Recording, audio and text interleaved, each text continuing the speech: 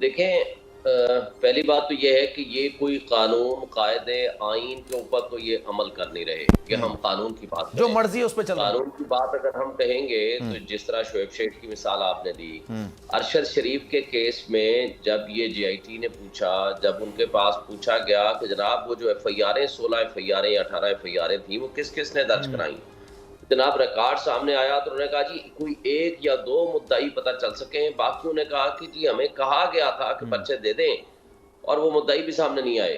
تو آپ کو بھی پتا ہے کہ یہ پورے پاکستان میں جو پھیلایا جاتا ہے، اور اسپیشلی بلوچستان اور سندھ، یہ دو صوبے جو ہیں وہ جس طرح کے قانون کی آڑ میں اور قانون کا سہارا لے کر جس طرح misuse of power, misuse of authority, excess of authority ہو رہی ہے، یا جس طرح آپ فاشسٹ حکومتوں کا آپ اگر ریفرنس دیں تو یہ سارے مل کے یہی کر رہے ہیں. اگر ایک ایف آئی آر اسلام آباد میں کٹتی ہے تو اسی کی ریپلیکا پورے پاکستان میں کٹ جاتی ہے. یہ کوئی پہلا مقدمہ نہیں ہے.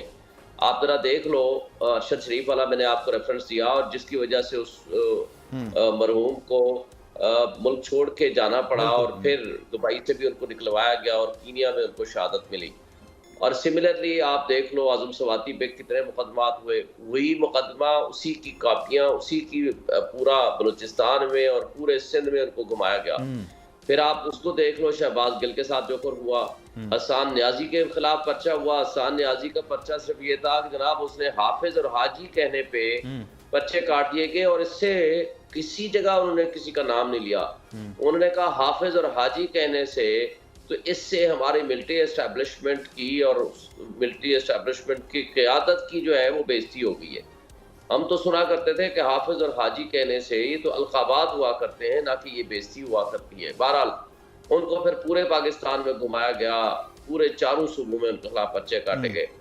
سملرلی آپ کوئی ایک مثال نہیں، کئی مثالیں آپ اٹھا لو، جو کہ ابھی علی امین گنڈا پور والا کیس آپ کے سامنے ہے. یہ اللیگل ڈیٹینشن ہے اور اللیگل کنفائنمنٹ ہے. اور مجھے بتا دیں پورے پاکستان کی تاریخ میں آج تک کسی ایک پولیٹیکل لیڈر کے خلاف 150 کے قریب مقدمات ایف آئی آر درج ہوئی. خان صاحب کے علاوہ بولیں آپ، خان صاحب کے علاوہ. میں خان صاحب کی بات کر رہا ہوں، خان صاحب کے علاوہ آپ کوئی نہیں ہے.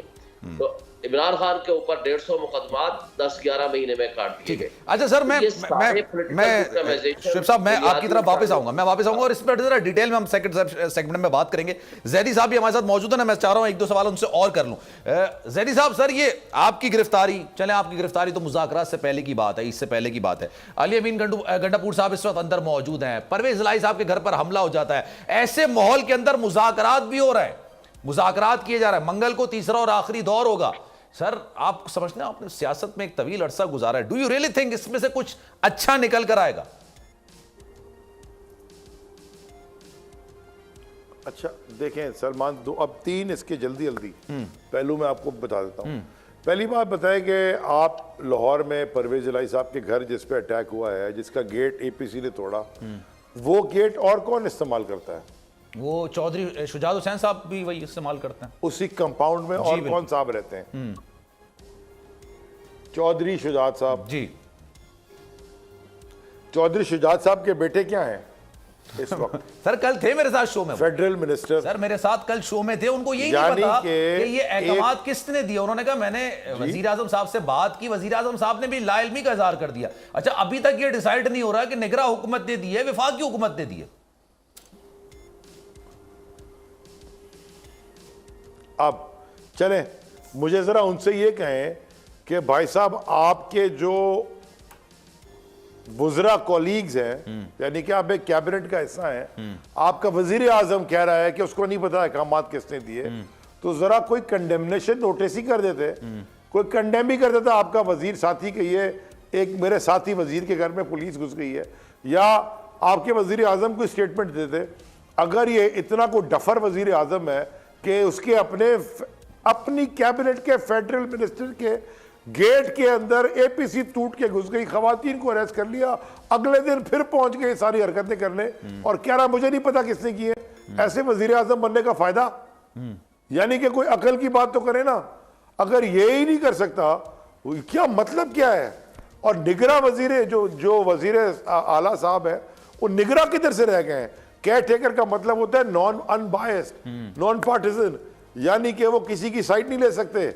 वो तो सियासत, जो हरकतें अभी हो रही हैं पंजाब में, वो तो वर्स्ट डिक्टेटरशिप में, यानी कि ना ज़ियाउल-हक के दौर में ना मुशर्रफ के दौर में कभी ऐसी हुई। ये कोई गस्टापो है क्या है पाकिस्तान का? क्या सर दिलचस्प बात मैं आपको बताऊं, मुशर्रफ साहब के दौर में जब काफ लीग की भी हुकूमत थी और वजीर आज़म साहब की, चौधरी शुजात हुसैन साहब की, उस वक्त के दौर में भी नून लीगियों के साथ भी इस तरह के नई हरकतें हुई होंगी। मतलब उन्होंने भी मना किया, अगर कोई कर भी रहा होगा तो काफ लीग वालों ने मना किया होगा कि आप ऐसा नहीं करें। कभी भी नहीं हुआ तारीख में पाकिस्तान की, कभी नहीं था पाकिस्तान की तारीख में हुआ।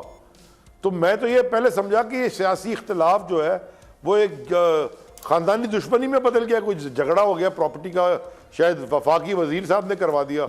वो तो पता चला उनके घर में भी घुस गए, वो पता ही नहीं, वो कह रहे थी मुझे तो वजीर आजम को ही नहीं पता वो किसको, मतलब ये क्या सलमान सालिक हुसैन साहब ये कह रहे थे कि ये थोड़ा हमारे खानदानी मसाइल भी थे। उन्होंने अपने मुझे जो प्रोग्राम के अंदर उन्होंने कहा कि जनाब खानदानी थोड़ा सा इशू भी था, इस वजह से हमारे घर में आ गए। लेकिन सर मुज़ाकरात से कुछ निकलेगा, वो डू यू रियली थिंक इसमें कुछ आएगा निकल के? देखिए मैं आज भी ये समझता हूं घटिया हरकत की है हुकूमत वक्त ने। हमने अभी तक ना आईन ना कानून के बाहर निकल के कोई काम किया, ना करेंगे। या हमारी सियासी तरबियत भी है और खान साहब का यही एक बॉटम लाइन ये कि जो भी काम करना है हम कानून और आइन के दायरे में रह के करेंगे। हालांकि जो 3 जजेस जिन्होंने 14 मई की डेट दी थी, वही 3 जजेस कासिम सूरी की असेंबली की रूलिंग को उन्होंने रिजेक्ट भी किया था और उसके बावजूद हमने उस वक्त भी उनकी मानी, आज भी हम मान रहे हैं। हम कभी भी कानून और आइन के बाहर नहीं जाएंगे। हम कोर्टों के अंदर जाते हैं, दरवाजा दस्तक देते हैं। We will always stay within the boundaries of the constitution and we will our struggle is the rule of law। Precisely बड़ा जल्दी से जवाब देते, मुझे ब्रेक लेना है। ज़ैदी साहब 14 मई को 2 सिचुएशन है, या तो इलेक्शंस होंगे पंजाब के या फिर खान साहब ने कहा कि इसलिए मेरी आखिरी बात सुन ले सर, आखिरी बात सुन ले। इसलिए मेरी एडवाइस है कि हम मुज़ाकरा जारी रखें, जो मर्जी कर ले। मुज़ाकरात हो रहे हैं ना, लेकिन सर खान साहब ने कहा 14 मई को या तो असेंबली टूटेगी, कौमी असेंबली, या फिर पंजाब के इंतखाबात होंगे। दोनों में से क्या होता देख रहे हैं आप?